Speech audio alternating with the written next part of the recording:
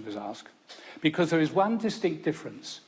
Before I went to Maastricht, I presented in detail to the House of Commons what my negotiating position was, and after a debate, the House of Commons approved my negotiating position by about 500 votes to 100, something of that sort. It was a massive negotiating mandate for me at Maastricht, and I stuck strictly to that mandate. I brought back everything they asked, and I didn't leave off the table anything they asked. So it's hardly a question of ramming something through Parliament. What happened was, that was in the Parliament from 87 to 92. In the 92 Parliament, lots of the senior members in Parliament who had been in the war, or immediately post-war, who knew the most important thing in the world was to make sure there was never another war with Europe, left Parliament, and lots of young ideologues came into Parliament with a quite different view.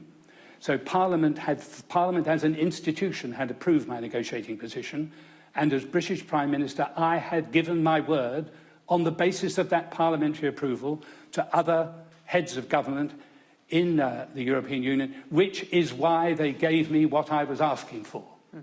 And now I go back to Parliament and a new group of MPs say, it doesn't matter that you as Prime Minister with parliamentary approval gave your word on behalf of the British nation, we now wish you to break your word. Now, if I had done that, I don't think Britain's name in the world would have been very good at all. And what was I supposed to be having a referendum on? Was I supposed to be having a referendum on, for no reason at all, that we should suddenly leave the European Union?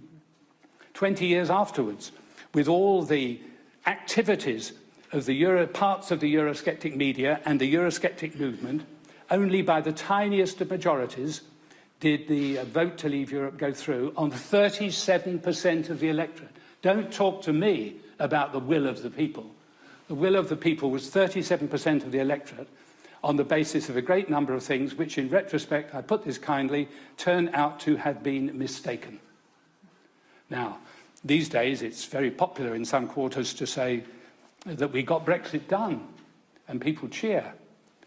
If events continue as they are now, the time will come in the not-too-distant future when the people who are cheering will be rather sullen. So I think that it was quite right to behave as I did.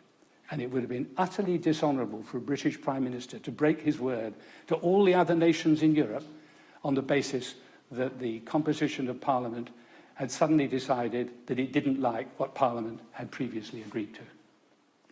Is that clear? It is clear.